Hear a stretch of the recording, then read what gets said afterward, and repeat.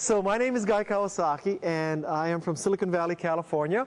And I am going to talk to you today about being an enchanting person. A little bit more about my background. I worked for Apple from 1983 to 1987. I was Apple's software evangelist. So it was my job to convince people to write Macintosh software. I worked in the Macintosh division. That was a very interesting experience, to put it mildly. It meant that I worked for Steve Jobs. The Macintosh division was arguably the greatest collection of egomaniacs in the history of California. And that's saying a lot, actually. Although Google broke that record a few years ago, but we held that record for a good 2 decades. Because we worked for Steve, we had special rules compared to the rest of the company. Unlimited supplies of fresh orange juice. We had a great travel policy. Our travel policy was that we could fly first class for any flight over 2 hours. And when you get into the workforce later, you'll learn that the key to these kind of rules is how do you interpret the rule. And my interpretation of the rule was that it began at the moment you left your apartment. So guess what? Every flight qualified for 2 hours. I would fly first class from San Francisco to Monterey. I mean, I guess an equivalent here would be South Bend to Chicago. You know, I'd fly first class. And the company, just so you know, what not to do, we had the Apple II division, which was making all the money, and we had the Macintosh division, which was spending all the money. But we were such bad people that we would not let Apple II division people into our building. So someday when you run a large company, don't ever let one division tell the other division they can't come into the company's building. And then if you think about it for a second, we were not allowing them into a building that they were paying for because they had revenue and we didn't. So they came up with a great joke about us, which is how many Macintosh division employees does it take to screw in a light bulb? The answer is 1. The Macintosh division employee holds up the light bulb and expects the entire universe to revolve around him. How many of you use Macintoshes in this room? Wow, I mean, that's getting better and better. You know, it used to be that you'd ask that question and you'd kind of duck. So I'll tell you the Windows version of this joke, which is how many Microsoft employees does it take to screw in a light bulb? And the answer to that question is none, because Steve Ballmer has declared darkness the new standard. I'm gonna gear this presentation especially towards young people and students. To catch you before you get polluted by the rest of the business world. And one thing that I learned watching many high-tech speakers is that there are 2 key points about their speaking ability. First, they pretty much all suck as speakers. And second, they go long. And you students, that is a bad combination. Because if you suck and you're short, okay. And if you're great and you go long, it's also okay. But if you suck and you go long, that's like being stupid and arrogant. So what I did early in my career is I embraced the top 10 format for my speeches. This way, if you think I suck, you know approximately how much longer I'll suck, because I have exactly 10 points in this speech. This speech reflects what I learned as an entrepreneur, as a venture capitalist, as well as an Apple employee, a large company Apple employee. After I got my undergraduate degree from Stanford, I went into law school, believe it or not. I went to law school for 10 days. And really. And I quit after 10 days. I just hated law school. And honestly, most people practice law for 20 years and decided they hate it. I figured that out in 10 days. So I think that's an inherent reinforcement of my intelligence, that I figured that out right away. So after that, I returned to Hawaii, where I'm from. The following year, I entered UCLA in an MBA program.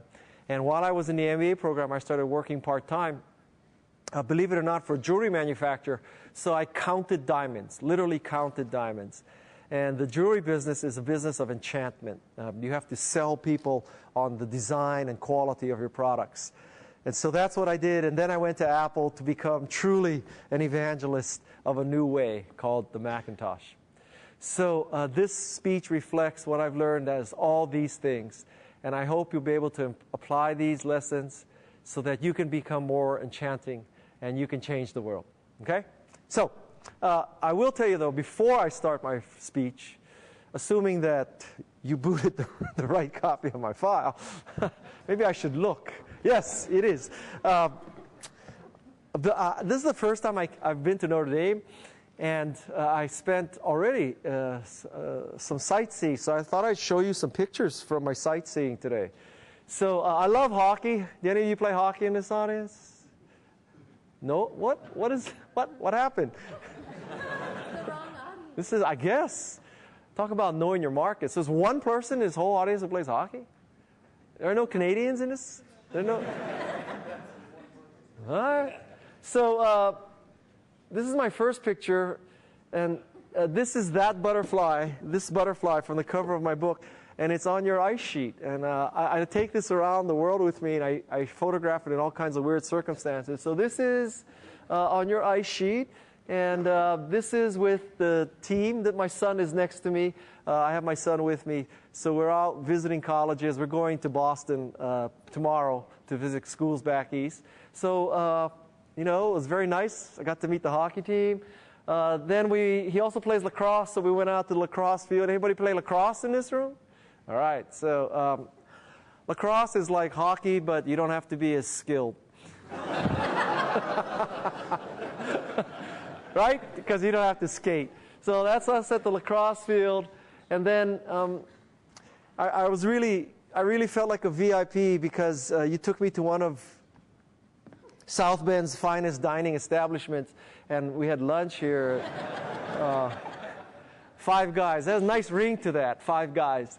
So far, this is what I've seen at your school. I hope this is a representative sample of my Notre Dame experiences, because that's what I'm going to go back with and tell all my friends in California, this is Notre Dame. So the first thing you need to do if you want to be more enchanting is you need to achieve likability. If you think about it, have you ever been enchanted by someone you didn't like? Probably not. It's probably impossible. So let's start off with the basis of likability. Believe it or not, the start of great likability is a great smile. And there are two components to a great smile. Most people think it's only one. It's just the lower jaw. That produces what's called a Pan Am smile, where she's kind of faking a smile. You know she's not really happy to see those passengers. Of course, I just thought of something. I bet most of you have never heard of Pan Am, right? Is that right? How many of you have not heard of an airline called Pan Am? Wow. Wrong slide deck. Wow. Wow, that's frightening. How many of you have not heard of Tom Peters and In Search of Excellence? Wow. Wow, that's stunning. So I can't use any Tom Peters analogies too. I'm like limiting my market here. Okay, so Pan Am was an airline that went out of business. Just suffice it to say. This is a Pan Am smile. You know what would be helpful? Can they take the lights down of the stage? Yeah? Because then you would see how fake this smile is. I'm not going to wait for that to happen, however. So what you really want, that's much better. What you really want is a Duchenne smile. And a Duchenne smile uses two sets of muscles, not just the jaw, but also the eyes. You want your eyes to be smiling. And when your eyes smile, you will have crow's feet. You want crow's feet. Crow's feet is good. No Botox, no plastic surgery. You want crow's feet. You want all these wrinkles around your eyes. That's a good thing, okay? That improves the quality of your smile. This is a woman named Mary Smith. She's an expert in Facebook marketing. She's a friend of mine. And I told her, I have good news for you and bad news, Mari. The good news is you're going to be in my enchantment presentation. I'm going to explain what you do to thousands of people all around the world every year. The bad news is you're in my presentation because you really have pronounced crow's feet. That's the kind of smile you want, okay? Forget the plastic surgery. Oh, you guys are so young, you don't need plastic surgery yet, but don't ever anticipate needing plastic surgery. You want crow's feet. The next thing you need to do is make sure this thing works. This is just, oh, I guess I have to be only this far away, huh? Yeah. Okay, so the next thing you knew, when you're meeting with an audience, meeting with a group of people, you want to dress for a tie. There are 3 concepts of dressing. One is you could underdress. You know you're going to a business event, but you wear T-shirt and jeans. What you're telling the audience in that circumstance is, I don't respect you. You could also overdress. What you're telling the audience in this circumstance is, I am better than you, I am richer than you, I have more money than you. What you really want to do is dress for a tie. Dress roughly equal to the audience. Not above it, so you're insulting it. Not below, so you're disrespecting it. Equal dress. And the third component of likability is the perfect handshake. And this is the formula for the perfect handshake. I can leave this slide up for a while. You can write this down. Basically, it is about the length of the handshake, the smoothness of your hand, the temperature of your hand, the distance from the other person, how you are using a Duchenne Smile. These are the components of a great handshake. And by the way, this formula for the perfect handshake was calculated by the University of Manchester. So no American tax dollars were wasted creating this. You know, we'd rather save our tax money for Tomahawk and cruise missiles and killing people. So this is the perfect handshake. Now, you can be likable, but still not trustworthy. A good example of this is celebrities. You know, you could like Charlie Sheen, but not trust Charlie Sheen at an extreme. So let's talk about trustworthiness. I think the key to trustworthiness is that you trust other people first.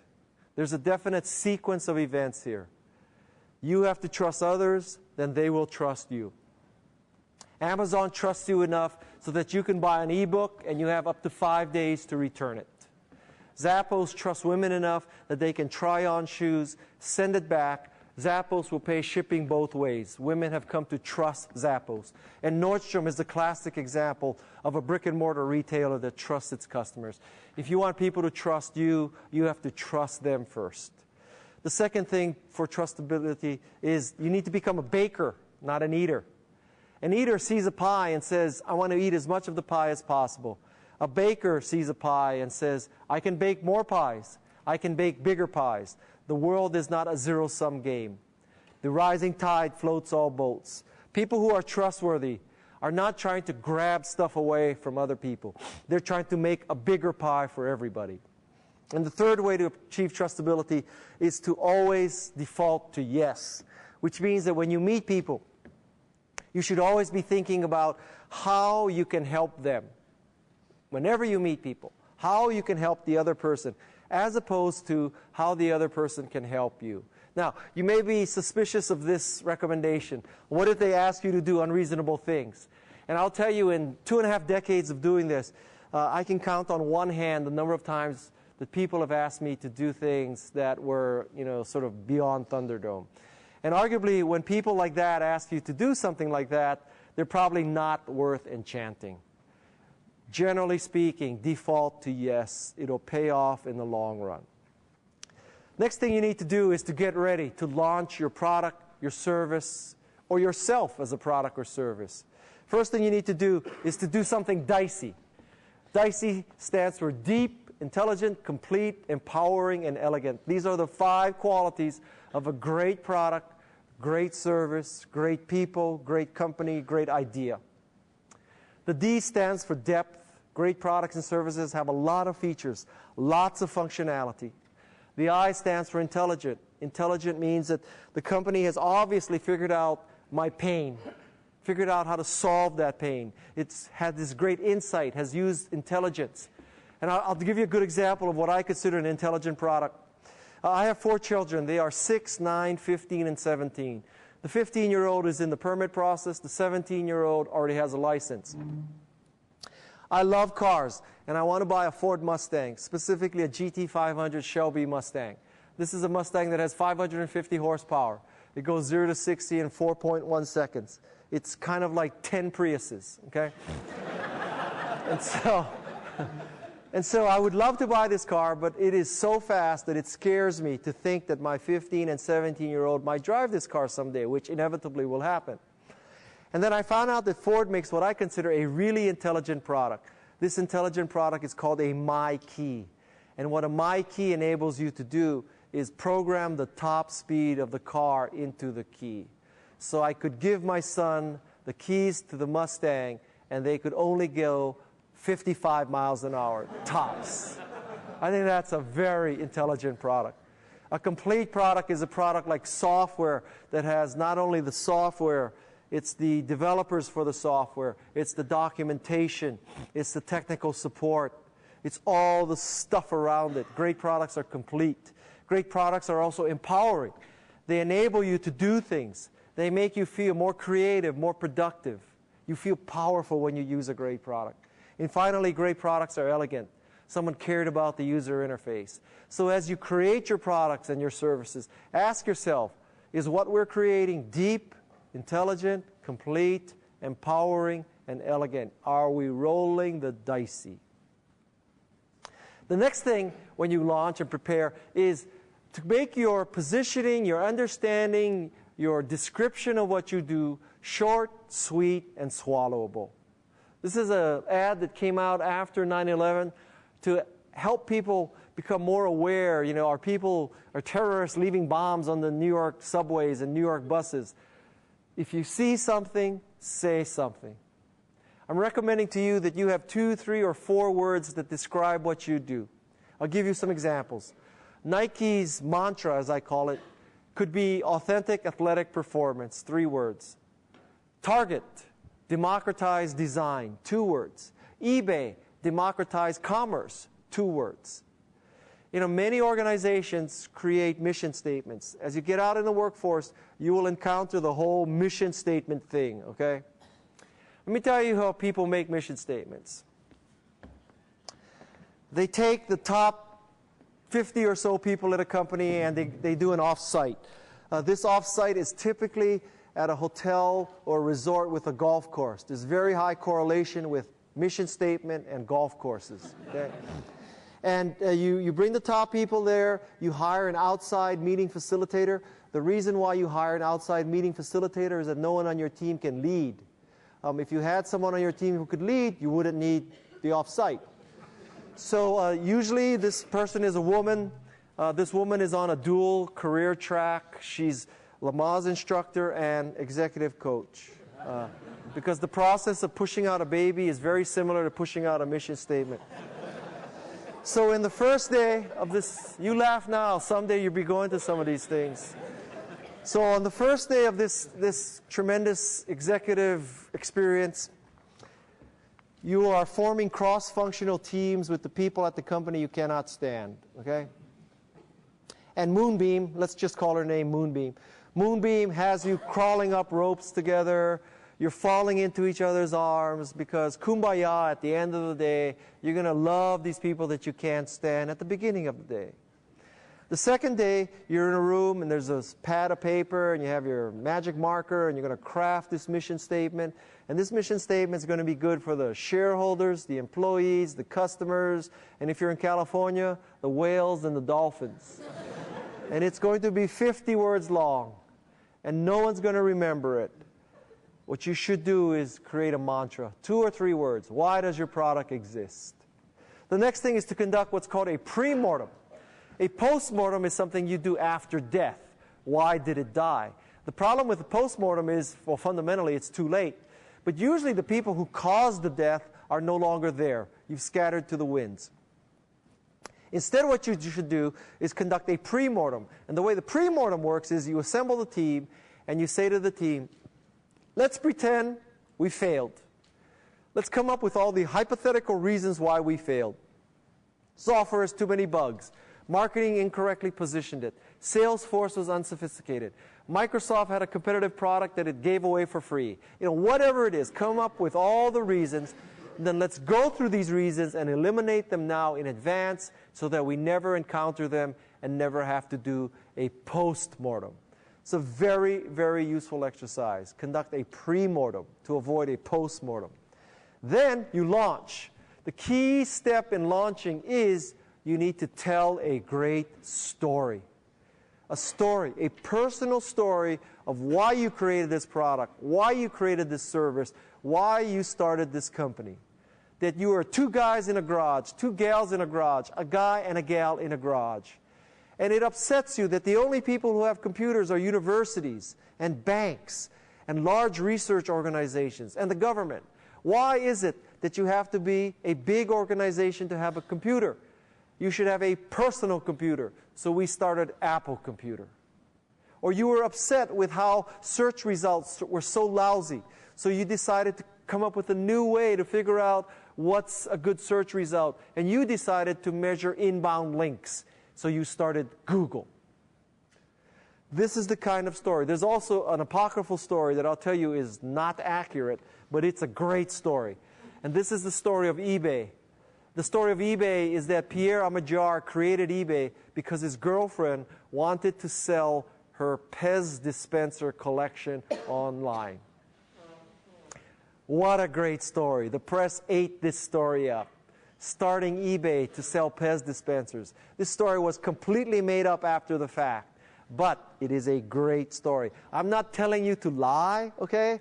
But I'm telling you a great story is much better than talking about all the acronyms and saying that, well, as a venture capitalist, I'll tell you, we hear these stories every day. And the story goes like this. I hope none of you are in the competition and have a story similar to this, although you do have tonight to fix it. There's going to be several points in here where you're going to have to redo your presentation, all right? So, many people come to a venture capitalist and they say, there are 300 million Americans. 1 in 4 owns a dog. 75 million dogs. Each dog eats 2 cans of dog food per day. That's 150 million cans of dog food per day. Worst case, conservatively speaking, how hard could it be to get 1% of that market? By golly, that's 1.5 million cans of dog food per day. Let's be conservative. Let's say we only make $1 per can. That's $1.5 million of profit per day. And the dog food business is a great business because dogs eat 7 days a week. It's not a 5-day-a-week business. It's a 7-day-a-week business. So conservatively speaking, we should be able to make $1 million in gross margin every day, 365 days a year. In the first year, conservatively, we should be able to do about $365 million in profit. We hear this story every day. Every day. That's not the kind of story I'm talking about. The story you talk about is how this product, this service that you created is your personal needs. That you wanted to have a better search engine, a better way of doing computers, a better way of sharing video, a better way of sharing photos or finding friends. Tell your personal story. The next thing is to plant many seeds. There are 2 theories of marketing. One theory of marketing is top-down. In the top-down theory, you look for the A-listers and the journalists and the Wall Street Journal and Wired and the New York Times. And there are, 100 of these very powerful people in the world. So you suck up to them. And if you can't do the sucking up yourself, you hire a PR firm to help you suck up to them. And you suck up to them, and you hope that they review your product, and then you hope that they tell the great unwashed masses, the hoi polloi, that, oh, this is a great product, you should use it. And the theory goes that the general public listens to these oracles, these powerful people, and like sheep, they embrace this product, and boom, you're successful. Okay, that's marketing 1.0. I think that social media has leveled marketing 1.0, perhaps even inverted marketing 1.0. In the new marketing, I think that Lonely Boy 15, with his 50 followers, is just as powerful as the most powerful A-lister. Because Lonely Boy 15, who tells his 50 followers, who tell their next 50 followers, who tell the next 50 followers, if you get enough Lonely Boy 15s using your product, you will reach critical mass. And when you reach critical mass, then the A-listers have to cover you. So the way it works, at least in my opinion, is you achieve critical mass, the A-listers have to cover you, and then you get more critical mass. But the A-listers do not make you successful. The problem with my theory is it's very hard to find Lonely Boy 15. Because Lonely Boy 15 does not have 5 million followers, does not have a column in the Wall Street Journal or the New York Times or Wired or CNET. This is why you need to plant many seeds. You need to design your product or service from the start, thinking that at the introductory phase, we need to cover the earth. We need to enable lots of people to use it. It's a fundamental design decision. I'll give you an example. With my new book, typically a book publisher sends out 100 or 200 review copies. We sent out 1,600 because I wanted all kinds of bloggers to review my book, not just the New York Times book review. So if you looked, you would see that there are about 350 reviews of my book. And I'm telling you, they are reviewed by dog trainer blogs, by vegetarian food blogs. But my favorite are the estheticians, the people who write about mascara and makeup and lipstick. They're reviewing my book. They're basically saying, we usually talk about mascara, we usually talk about eyebrow liner, and we usually talk about teeth whitening, but this is a book that makes you beautiful from the inside. Hallelujah, you know? If every esthetician bought my book, I would be very, very happy. Plant many seeds.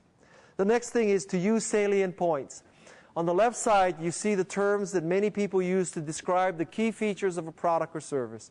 On the right side, you see what people really care about. Is it miles per gallon you want to think in terms of, or yearly fuel costs? It's really yearly fuel costs. If you're a not-for-profit, do you talk in terms of dollars, or do you talk in terms of $20 can feed a family in Peru for a month? That's the salient point. How long does your money last? And in technology, do you talk about gigabytes or the number of songs? Do you wake up in the morning thinking, I need another 16 gigabytes of storage? Or do you wake up in the morning thinking, I want to have more songs on my iPod, iPad, iPhone? Use the stuff in the right-hand side. Talk about yearly costs, months of food, months of survival, or the number of songs, movies, and apps. The next thing is to overcome resistance. You will encounter resistance as an innovator. You might think that that is not logical, that because you have something great, the world will beat a path to your door. And I wish it were true, but it's not. And so you will have to overcome resistance if you want to enchant people. This is an example. This is an electronic game. But back when this was introduced in the 70s, electronic games were a tarnished market. Retailers no longer wanted to stock electronic games. So Nintendo added this robot to this game, and they repositioned this as an electronic toy. In fact, they made it a robotics toy. In fact, an educational robotics toy. So now retailers were willing to stock a toy, but not a game. And kids told their parents to buy them for Christmas, not a game, but an educational toy to help them learn robotics. That's how it overcame resistance. Next example is to provide social proof. Providing social proof means that you make it easy for people to see that your product or service is being embraced by lots of people. I think Apple did this with the iPod. Very shortly after the iPod release, you started seeing people with white earbuds.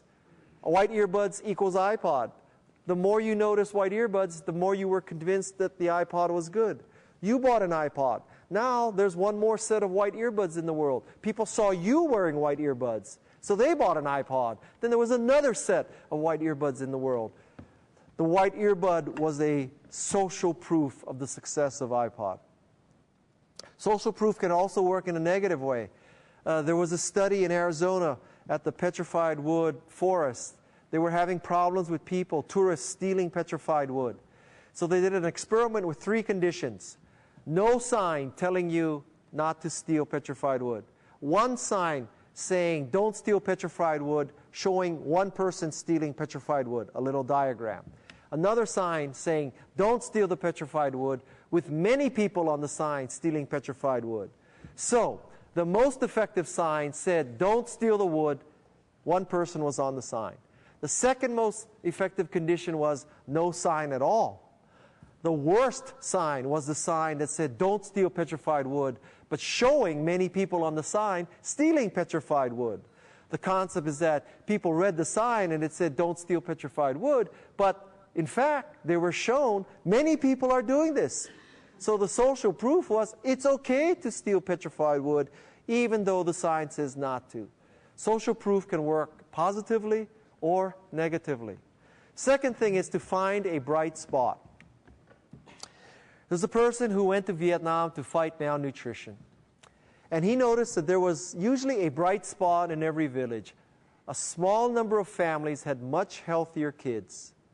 He investigated why, in all the problems with nutrition in Vietnam, why did these some families have healthier kids? And he discovered it's because those families were adding shrimps and crabs from the rice paddies to the daily meal. That addition of protein was the bright spot, and he taught the other mothers to do this. In technology, in the mid-'80s, Macintosh was not very successful. We thought we had a spreadsheet database and word processing machine. Come to find out, we were 0 for 3 there. The bright spot in Macintosh was desktop publishing. It was a product called Aldous PageMaker. Aldous PageMaker created a field of flowers called desktop publishing. And desktop publishing, because of Aldous PageMaker, saved Apple. If it wasn't for PageMaker, there would be no Apple today. We'd all have phones with real keyboards. Our phones would last for more than a day on a charge. We would be on better data networks. It would be a different world without Apple. Okay, so PageMaker was the bright spot. We were getting our heads handed to ourselves in spreadsheet, database, and word processing. PageMaker was the bright spot. PageMaker was a gift from God to Apple computer. It saved Apple. And I'm in a Catholic university. I'll tell you, I believe in God. And one of the reasons why I believe in God is there is no other explanation for Apple's continued survival than the existence of a benevolent God. Okay? Find a bright spot. The next thing is to enchant all the influencers. First, I'll use a family example. Many times when you are trying to sell things to a family, you assume it's the father that's making the decision. That's the key influencer. You'd be wrong 50% of the time. It's really the mother. It also could be the sister-in-law. In an Asian family in particular, it could be the grandfather. But I will tell you, in my family, personally, it is the daughter. What my daughter wants in my family happens. Okay? You get to my daughter, you own me, basically. So I want to tell you a story. This is a story that you might not believe. Are any of you on Twitter right now? Like, are you tweeting right now, or are you just... Who's tweeting right now? Because I just want to know the depth of what I'm going to... the impact of what I'm going to tell you. I will tell you something. As good marketing students and good MBAs and good, entrepreneurship program people, you should understand something. You need to find knowledge and information and tips and techniques anywhere you can. You should not think that you only learn in school, or you only learn by watching a certain thing or doing a certain thing or reading a certain kind of book. You need to have a very broad perspective. So I'm going to broaden your perspective right now. Trust me when I tell you, you should go and see or rent the Justin Bieber movie, Never Say Never. Okay? Now, you're shaking your head, right? And that proves you have a closed mind. And what a sad thing. You are so young and your mind is already closed. So, I'm telling you, you should see this movie. I don't care if you like Justin Bieber's music. You probably don't. But for a marketing exercise, you will learn more about marketing watching the Never Say Never movie than any other movie I can think of. You will see, first of all, how hard Justin Bieber works. So people like me, we're keynote speakers. We make 52 speeches a year. Okay? And we think we're all stressed out. And we need to be coddled. And we need to fly first class. And you need to send a car. And you need to have a room that's facing the south. And, you have to set up all the feng shui. And I need special colored M&Ms backstage before I speak. And all that kind of BS, right? Justin Bieber in the movie is on an 86-stop tour. I was astounded that he does 86 cities from a bus. If you're interested in a mentoring relationship, you will see how Justin Bieber works with his vocal coach. It is a very, very interesting experience. And you will also see how he delights people by sending his staff into the parking lots of concerts, and they give tickets to girls who do not have tickets, just bringing tears to their eyes. Very interesting movie. And if you still doubt my word, ask yourself, those of you who are in business already, or those of you who aspire to be in a business, someday, ask yourself, do we own a segment? Do we own the segment that we're going after the way Justin Bieber owns the segment of 9 to 16-year-old girls? Because I doubt it. Apple can't say that. Cisco can't say that. YouTube can't say that. IBM can't say that. Nobody can say that. Watch that movie. You'll learn a lot. I'll give you a money-back guarantee. If you get that movie and you don't learn something about marketing, I will give you the money that you spent for that movie. Trust me, okay? See never, say never. You will learn a lot about entrepreneurship and marketing. You guys are all dumbfounded here in the front row. It's a crapshoot when you have an outside speaker, huh? So, now we're going to make this incredible transition. What happened here? We're going to go from Justin Bieber. See, the people are walking out when I told them to go see Justin Bieber. We're going to go make a transition from Justin Bieber to the Grateful Dead. Grateful Dead have been around for 50 years. Third, fourth generation Grateful Dead fans. And you know one thing that makes them so enduring is that they have at their concert a special area for tapers. Tapers. Not that anybody uses tape anymore. And they encourage people to tape their concerts and share the music. Now, how many groups can you think of that say, tape our music? Come to our concert. Tape our music. We'll even have a special area so you have the best acoustics there. Tape our music and share it. That's what makes the Grateful Dead endure. More ways to make your product, your service, your idea, your company endure. First of all, please don't rely on money. Money is the enemy of enchantment. If you have to use money, something is wrong. If you have to pay people off, if you have to give them commission, if you have to give them an affiliate fee, think twice. There's a deeper problem there. I'm not saying you should not compensate people. Don't get me wrong. But if you need to buy people off for their enthusiasm and their support, something is wrong. Don't rely on money.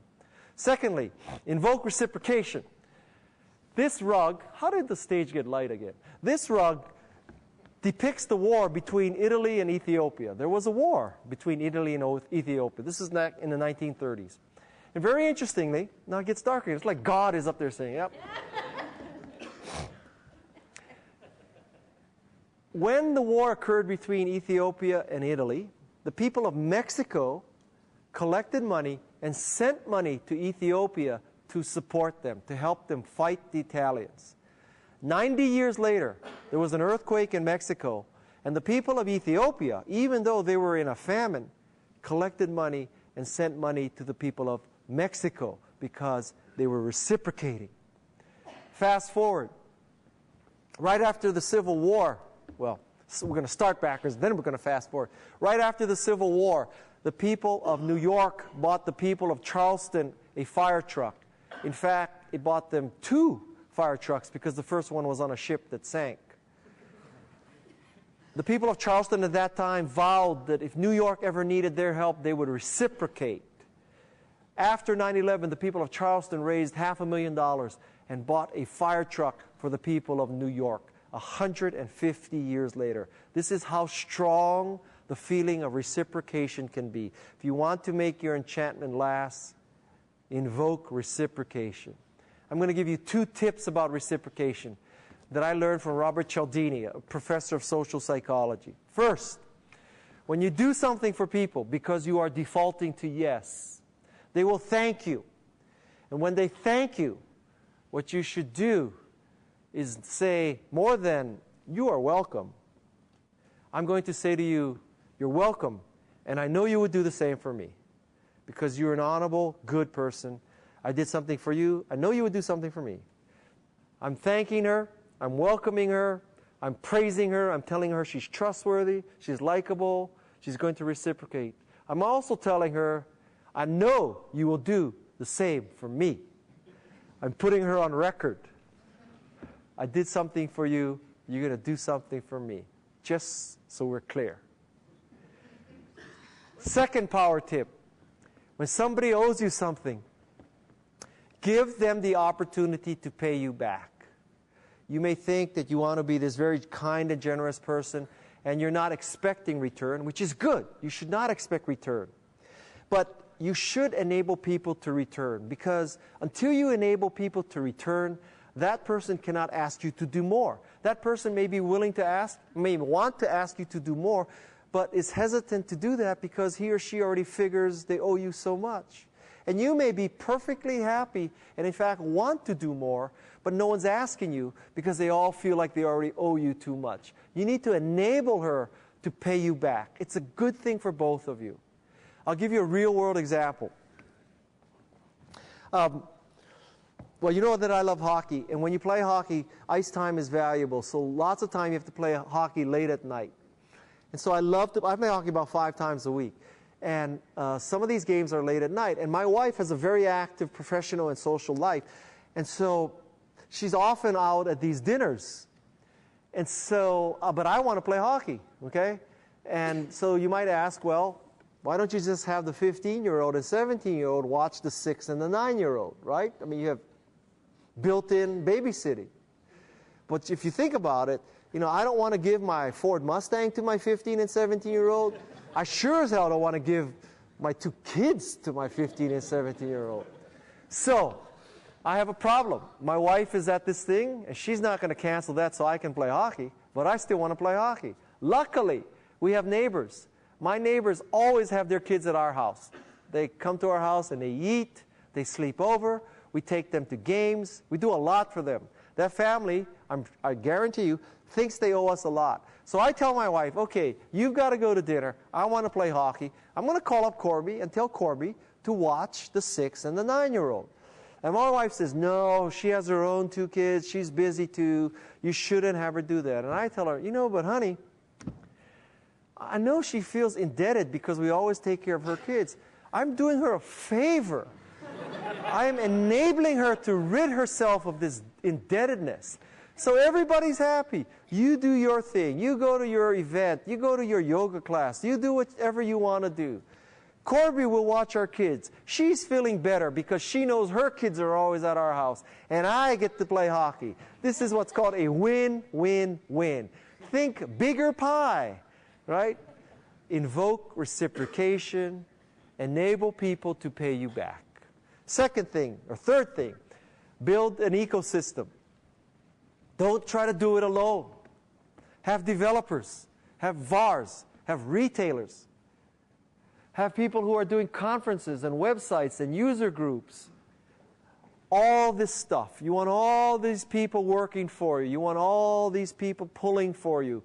Apple Computer is much stronger because it has tens of thousands of iOS developers.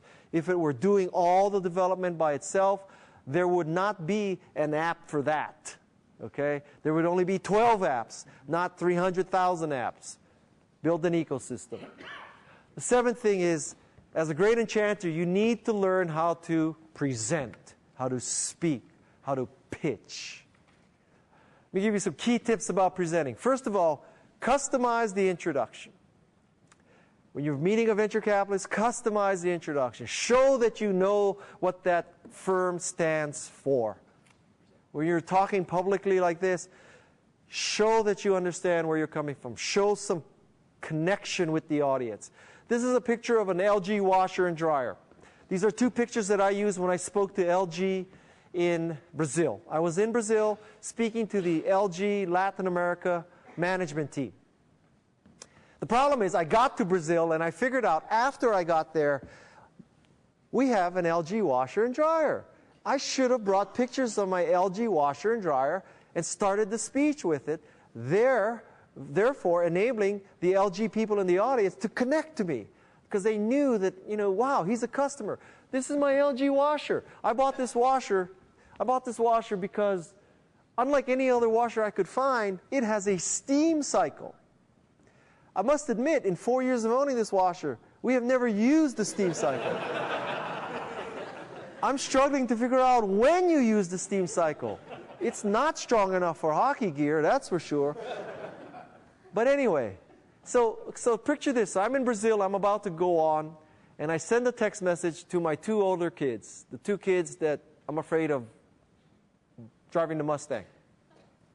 So I send them this text message and I say, go downstairs, take the iPhone 4s that I bought you, trying to invoke reciprocation, enabling them to pay me back.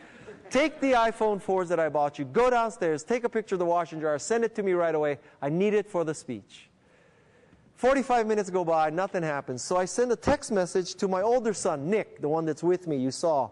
And I send him this is the series of text messages that occurred between father and son. Father asking him to do a very small thing.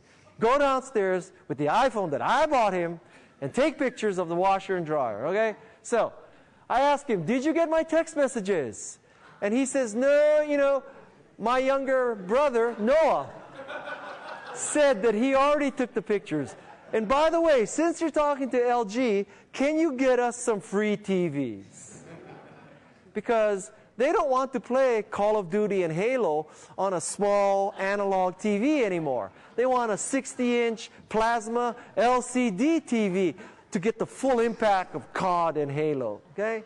And then you notice my answer down here, which is, I doubt it. Because, don't get me wrong, there's reciprocation and there is stupidity, all right? That's the transaction. You met this boy. You know what I'm dealing with, right? Okay. So now, I want to show you some pictures that I've used that I took around the country, or really around the world, when I started speeches. So this is a picture from Moscow. I took this picture inside of the Kremlin. Russians have big balls, I'm telling you. Russians have big balls. Of course, this cannon only fired once, but big balls. When I went to Scotland, I went to where they make haggis or haggis. I can't eat it, much less pronounce it. So, I spoke in Edinburgh and I said, here, yesterday I went and I saw how haggis or haggis is made. So that endeared me to the Scottish crowd. And then when I was in Mumbai, I went and took this picture, which is me standing with a cow. So it's like 2 cows right there. And if you could see this, because of, God is constantly modulating this light here, this woman here, this Indian woman here, she's just sitting there, she's just cracking up. She's like, she's just saying, what is this stupid American doing? Taking pictures with this cow here in Mumbai. So these are pictures that I use. You saw when I opened up this presentation, I showed you pictures of me eating at your Five Guys, gourmet restaurant. And with the ice hockey team, I'm trying to customize my introduction. Next thing you need to do is sell your dream. When you make a speech, when you make a pitch, whether it's for a VC firm, an audience of 500 people, whatever it is, sell your dream. Steve Jobs does not stand up on a stage like this and say, I'm introducing an iPhone today. This iPhone is $188 worth of parts. It is manufactured in China by a company where, they have a little bit of a suicide problem.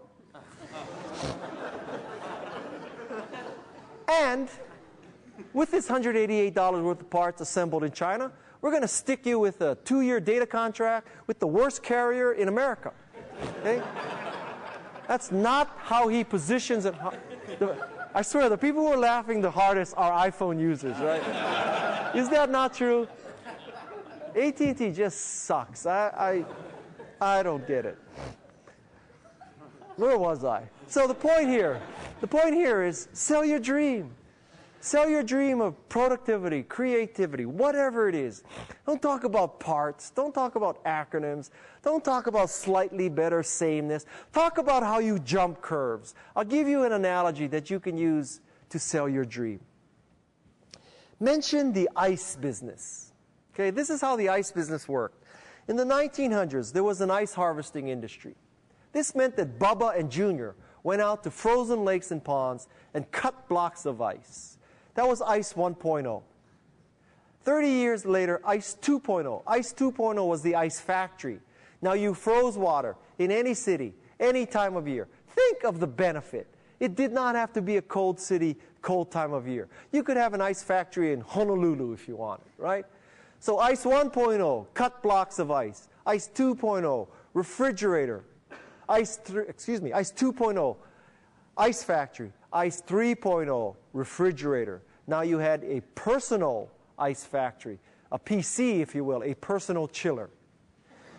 So sell your dream. Ice 1.0, harvesting ice. Ice 2.0, ice factory. Ice 3.0, refrigerator. This is how our product is. 1.0 of this revolution. 2.0 of this revolution. We are 3.0. Sell your dream. Tell this great story. The next thing is everything you need to know about PowerPoint.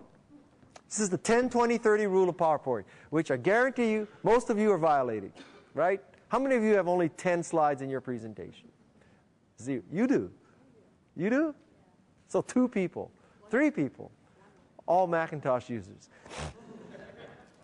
The optimal number of slides in a PowerPoint presentation is 10. 10. You'll be lucky, honestly, to get 10 points clearly across. 10.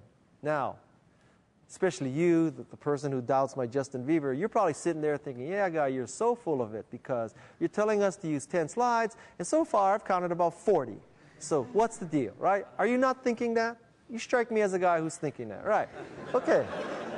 So let me tell you why, okay? Let me explain why. First of all, you are not me. Okay? That's number 1. Number 2, I love to use large graphics. So I could have much fewer slides, and I could just have the point, bullet point, bullet point, bullet point. I could have one slide, click, click, click. That's the equivalent of 3 slides, but I like to have different slides with graphics, okay? 10 slides, maybe 15, but not 60. 10, be closer to 10. You should be able to give those 10 slides in a grand total of 20 minutes. You may have a 1-hour meeting, but let's face it, 95% of this world uses Windows. Those people need 40 minutes to make the computer work with the projector. Okay? 10 slides, 20 minutes. And the ideal font size is 30 points. Not 8, 10, or 12 like most people use. Most people use 8, 10, or 12. They put a lot of text. Then they read the text. The problem with reading text is that 1 slide into the presentation, the audience has figured out this clown is a bozo. This bozo is reading the slides to me verbatim. I can read silently to myself faster than this bozo can read it verbatim. I'll just read ahead, and you will lose your audience. Now, if you find this rule too dogmatic, I'll give you an algorithm. The algorithm is figure out who the oldest person is in the audience, divide his or her age by 2. You're talking to 50, 60-year-old people, 60 divided by 2 is 30. That's how I got that. Now, venture capitalists are getting younger. Someday you may be presenting to a 16-year-old VC. At that point, God bless you, use the 8-point font. Okay? But until that day, 10 slides, 20 minutes, 30-point font. The 8th thing is how to use technology. Some guidelines for using technology to enchant people. First of all, remove the speed bumps. If you create a website and you want to prevent bots from signing up for accounts, then you use something like CAPTCHA. The whole purpose of CAPTCHA is to reduce the number of people who sign up for your service, right? Okay, so we understand this first word. You know, more or less it's Holber. The question is, what is the second word? Is it katakana? Is it Congolese? Is it Portuguese? Is it Farsi? It's actually Hebrew. All right? Does anybody know what that word is in Hebrew? Because it is the ironies of irony what that word is. That is the Hebrew word for obstacle. How perfect is that? And this is a random screen dump that I took when I was signing up for something. They put a Hebrew word there. Let's even give them the benefit of the doubt. Let's say I spoke and understood Hebrew. Okay. Do I have a Hebrew keyboard? It's the second barrier. Remove these kinds of speed bumps. Don't tell people we'll give you a free account, but you have to fill out 25 fields of perfect information, right? But we're not talking eHarmony here, all right, guys? We want hot or not. Get in, sign up, you're in. Not eHarmony. We don't need 25 fields with psychographic information because we're going to hold hands for the rest of our lives and walk on windswept beaches, all right? You just want people to register. This is a ridiculous example of CAPTCHA. Second thing is, if you want to be successful in social media, when all the dust settles, in a professional sense, you need to be providing information, insights, or assistance. Those are the three kinds of things that make you successful on social media. Not that your cat rolled over. Not that the line at Starbucks is long. Information, analysis, or assistance. And some rules of thumb. You need to engage fast. 24 to 48 hours for email. I'll be the first to admit that I fail at this too. But the goal is 24 to 48 hours. I can tell you, when I respond to people on email quickly, they are very impressed. If you just responded to email really quickly, you'll get a lot more done. Just that alone. Just respond to email quickly. Secondly, engage many people. This goes on with plant many seeds. Don't just respond to the people that you think are important. Respond to everybody. I'm going to sneeze here in a second. Respond to everybody. If Lonely Boy 15 writes to you, respond to Lonely Boy 15. He may be the person that makes your product tip. And the last thing is, often. You don't use social media when everything else is done at the end of the day because you'll never get to it. Social media has to be core to your existence if you want to market things these days. It's not what you do after everything else is done. It is the core of marketing. Engage fast, engage many, and engage often. Second thing is, next topic. How do you enchant your boss? Very valuable lesson for you. If you want to enchant your boss, painful as this may seem, the best thing you can do is when your boss asks you to do something, you drop everything else and you do it. It is really that simple. You may be skeptical. You may even be bitter about this recommendation. But I'm telling you, this is the real world. If you want to enchant your boss, when your boss says do something, you giving me Kleenex? Thank you. Thank you. Such a kind Midwest audience.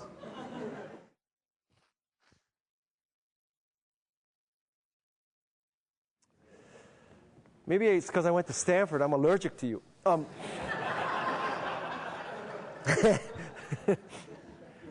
Did Stanford play Notre Dame this year? Who won? Notre Dame won? Yeah? I don't know. I know we didn't play you in hockey.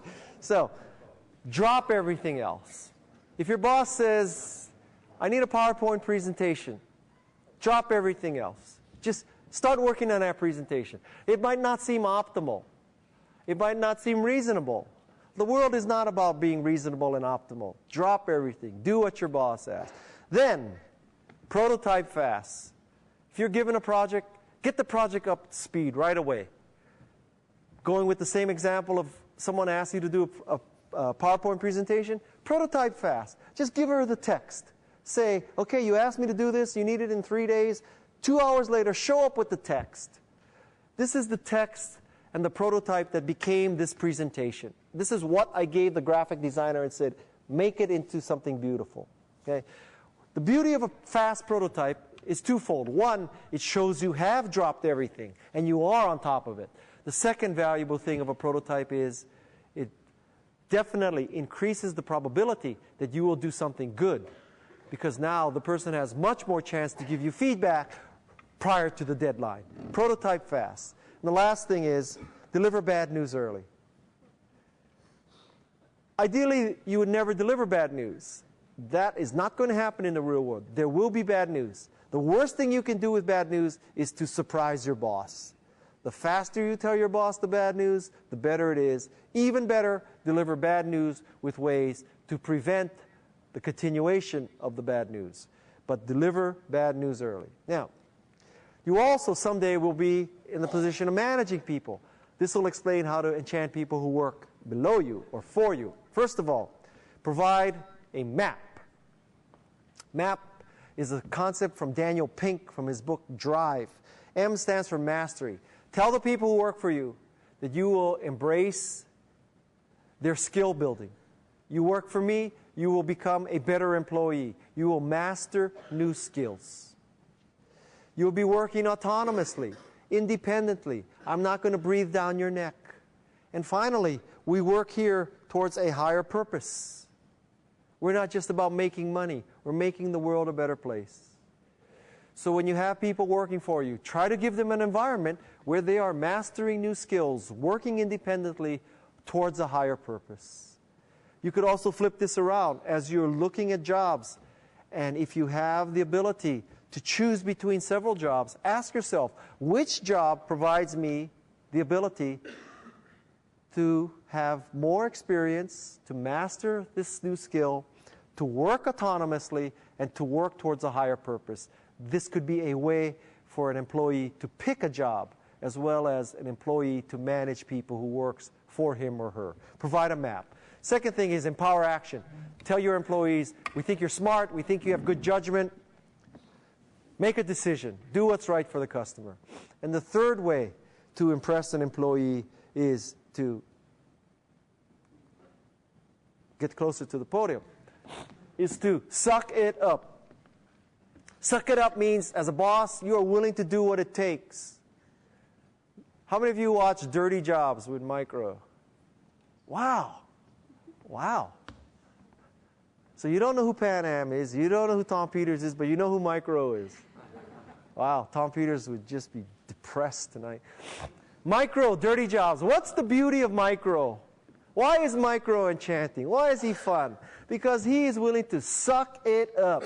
He will work in the paint factory, in the poi factory. He will clean the outside of skyscrapers in Honolulu. He'll go into the sewer and dig out the dead rats. He'll go underneath the house and, kill pests and stuff. He will go and smoke out the wasps. He'll change the power lines. He'll do anything. Micro is an enchanting person because he is willing to do the dirty job. He is willing to suck it up. If you want to impress the people who work for you, suck it up. Show people that you would never ask them to do something that you yourself would not do. Again, you can apply this to people you might be working for. When you meet with these people, do you get the impression that they will suck it up, or they will ask you to do things that they themselves would not do? That is a very good way to judge a prospective boss. Will your boss suck it up? In the last series of slides, this is the cover that I crowdsourced, and this was going to be the cover of the book. It is a blue morpho butterfly. I wanted a butterfly because it symbolized metamorphosis, enchantment, all that good stuff. I showed this cover to my publisher. My publisher freaked out. They said it is too feminine, too self-help, too woo-woo, too Boulder, Colorado, too Marin County, too Shirley MacLaine Multiple Lives, too crystals, too pyramid, too est, too all this kind of positive psychology. No real man would be caught dead reading a book that looked like this. I was deeply disappointed. But I figured out they were probably right. So, being Japanese, guess what? I called upon my Japanese ancestry. Origami. Not that I knew anything about origami. But I know how to use Google. So I type in origami butterfly. And through a series of searches, I came upon this butterfly. This butterfly is made by a guy named Michael LaFosse. This is called the Alexander Swallowtail. I saw this butterfly. I said, wow, this is a really cool butterfly. Maybe this guy can make me a cool butterfly. So I contacted him, and I convinced him to do me a butterfly, and he made this butterfly, which is this butterfly. This is the butterfly that is photographed for the cover of my book. So this butterfly was made, this, believe it or not, is one sheet of paper. And it was made for me, and this butterfly is called the Kawasaki swallowtail. Now, have you ever heard of the Zuckerberg swallowtail? Huh? Jobs swallowtail? Gates swallowtail? Ballmer swallowtail? Ellison swallowtail? No, none of the above. This is the Kawasaki swallowtail. Cross this off the bucket list. I have a butterfly named after me. It's the Kawasaki swallowtail. This is my next slide. This slide shows my cover, the current cover. It also shows you that if you buy a book tonight, I'm going to autograph it on the cover. The reason why I autograph it on the cover is twofold. One is, it's much faster. Secondly, I think that half the reason of getting a book autographed is so that you can show off that you met the author and had it autographed. So why would you get it autographed in the inside? It's much better to have it autographed on the outside. It's more obvious that you got it autographed. It's a more special book.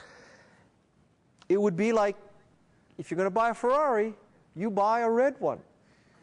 You don't buy a white one. If you're going to show off you have a Ferrari, for crying out loud, buy a red Ferrari. Okay? And one more thing. I want you to know that through the night, my handwriting is going to gradually get worse and worse. So I want to tell you that what I sign is resisting you is futile. Because I want you to know that if you read Enchantment, you'll be much more irresistible. Okay?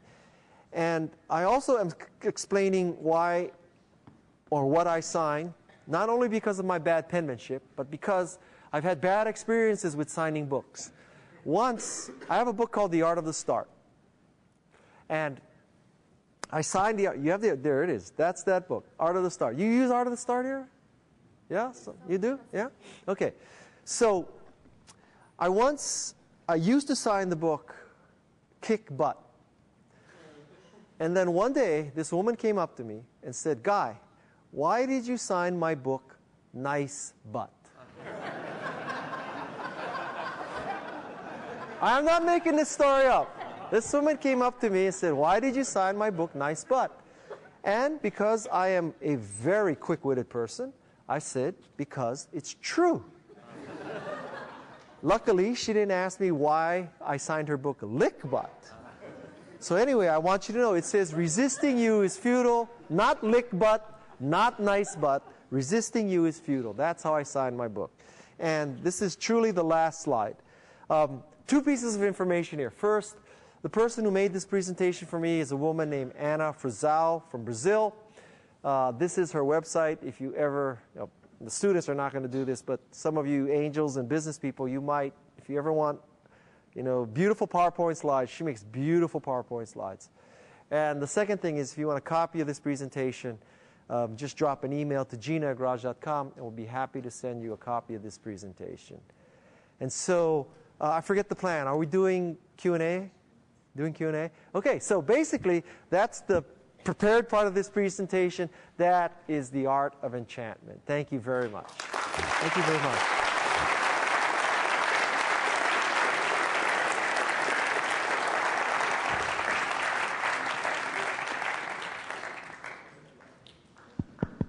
Okay, yeah, if you need to leave, go ahead. Don't feel awkward. Go ahead and just get up and go. For those of you who do want to stay, well, just so you know, but for those of you who do want to stay and ask questions, we're going to have the first questions go to students. There's microphones here, and you can go ahead and just step down to the microphone if you have a question. Okay? Yeah, thank you very much for coming. My question is, you spent your early career battling IBM. Now IBM is a light company. It's supporting the cloud and developers like them. What happened? Why did IBM go from the devil to, an innovative company again?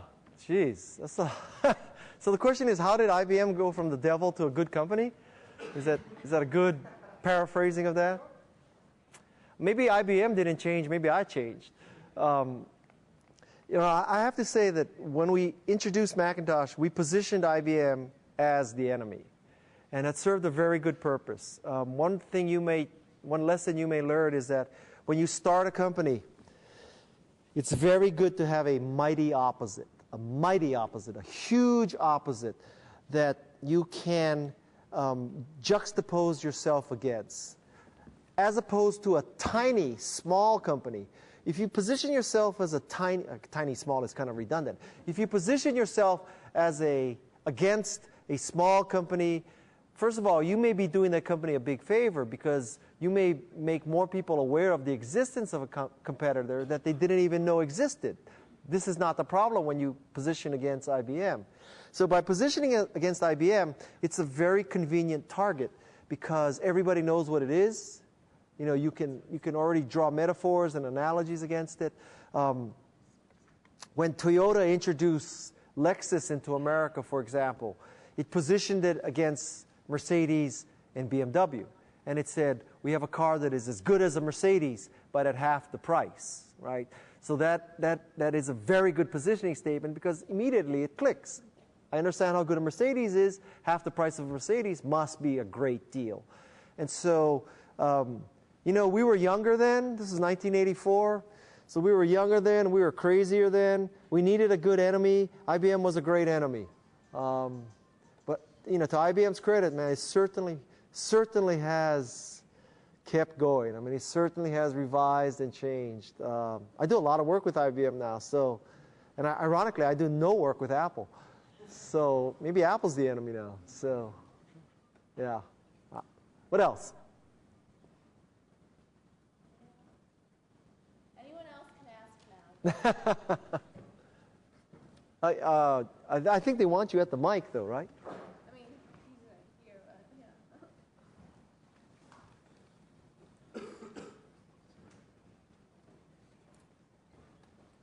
You mentioned that to provide value, you have to give information, insights, or assistance. Uh-huh. How would you characterize Facebook, for example? What does that provide its users? What I was saying is that in your social presence, you need to provide information, assistance, or analysis. I was not saying that that's what the company, the host company, has to do. So what Facebook does is it enables people to provide information, assistance, or analysis. And obviously in Facebook, not everything is information, assistance, or analysis, although it depends on how you define information, right? So some of the pictures of people drunk at parties is a form of information. So I think it's different because you're talking about the platform. I was talking about what you personally do on a platform. So that's the difference. Yeah. What else? So it seems easiest to actually build a company from the ground up with enchantment built into it, or at least have it come from the top down. Have you ever seen an example of a company that really was not enchanting in any way, that managed to find that spark and become an enchanting company? And if so, what was the catalyst for that? Wow.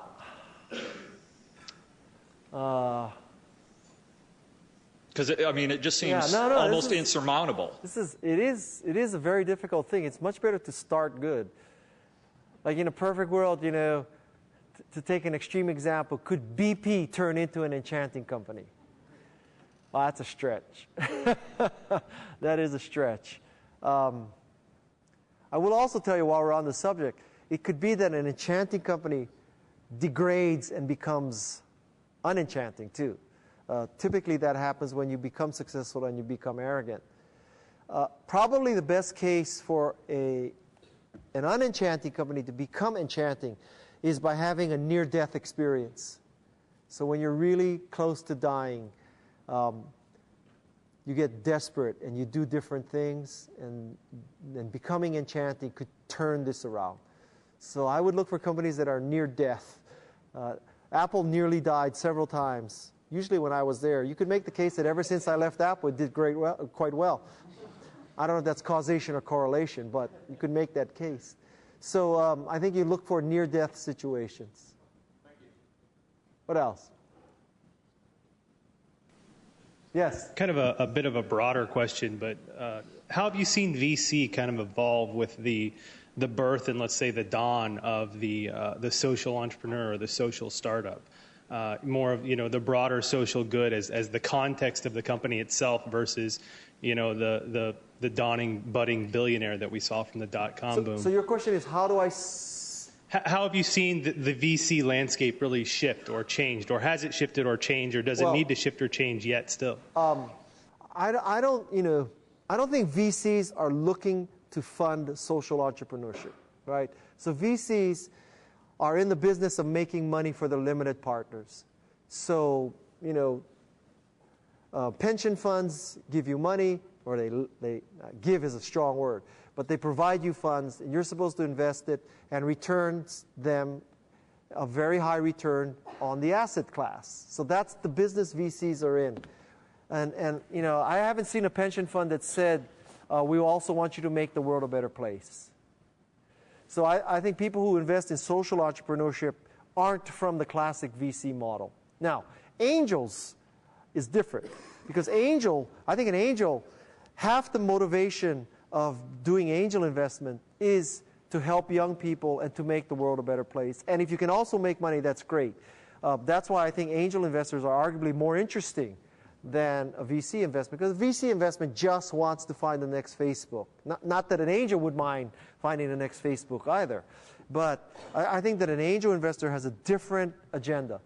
But for social entrepreneurship, to take an extreme, if you really had a social cause, should you go and pitch Kleiner Perkins? Honestly, no. Kleiner Perkins is the business of funding the next Google. Would it fund a .org? Very unlikely. Very unlikely. That you have to find a different beast for that kind of organization. Yes? I was wondering if you could take the rules of enchantment and apply them to the political sphere, the political arena. Would it be possible would you have any advice for starting perhaps a new political party rather than a candidate specifically, but a political party? Would you have any specific advice how this could be applied to the political arena? I think the three key points of enchantment are that you're trustworthy, likable, and have a great product. And so you could make the case that a political party that was trustworthy, likable, and had a great agenda would be enchanting. I mean, if you're asking me if I think the Tea Party is that, I'm sorry? Different people might find it. Yeah, okay, that's a very good point. So when I say likable, I don't mean that everybody's going to like you.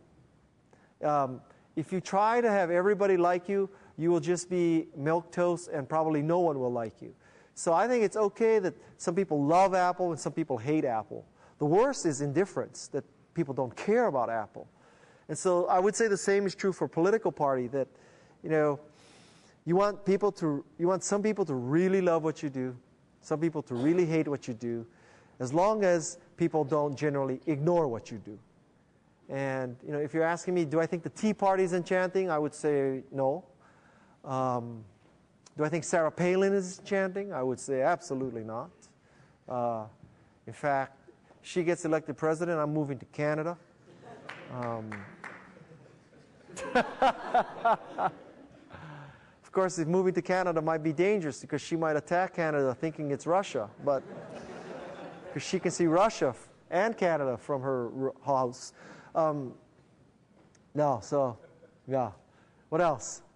We'll do one last question? Yeah, we'll do one more question, then he'll be outside with the book. And you guys can... Signing nice butt. Yes? Within your VC portfolio, what's your favorite idea of companies that you guys own or seed? Probably within our own portfolio. Well, I wish I funded Google, Yahoo, Cisco, or right. We have a company called Mia Sole, and Mia Sole makes a more efficient solar panel. And I think one of the great driving forces of American society and politics is a dependence on oil. And so if we could just unhook that drug from our system, I think the world would be a better place. And so any technology that can reduce our dependence on oil is a good thing. And it probably will mean less people will die. It will mean that we will be killing less people. I mean, there's a lot of ramifications. And not just, so polar bears have nice cold places. But I think that would be, that would be my favorite, because I think it has the most potential to reduce oil consumption. Yep. Okay. Well, thank you very much. I've enjoyed myself in Notre Dame. Thank you very much. Thank you.